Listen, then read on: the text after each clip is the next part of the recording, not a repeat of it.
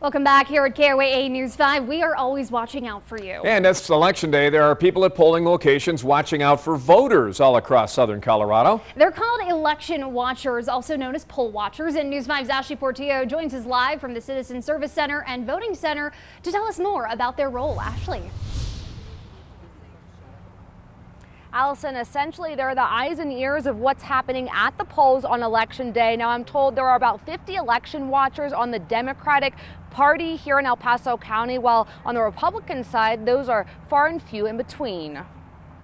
Poll watchers are representing both sides and reporting to local officials about any issues they see on election day. We're concerned about intimidation of voters, electioneering too close to a polling location, and voters being turned away and not being allowed to vote for some reason.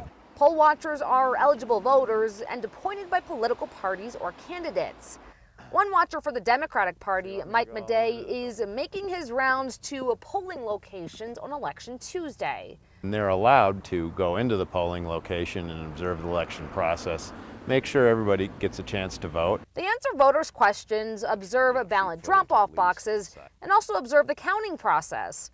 But on the Republican side, poll watchers are hard to come by. For a large part, the idea of a poll watcher has kind of gone the way of the dodo. Former chairman of the El Paso County Republican Party, Eli Bremer, says there isn't much of a need for poll watchers nowadays after Colorado law changed in 2012 and more people began voting with mail-in ballots. With the advent of universal mail-in voting in Colorado and very, very diminished in-person voting, that functionality just doesn't really exist anymore.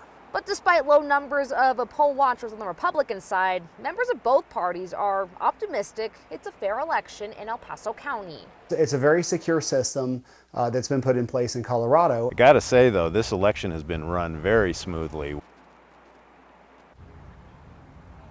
So before Election Day, all of those election watchers must complete an online training course. They're then recognized by the Colorado Secretary of State's office.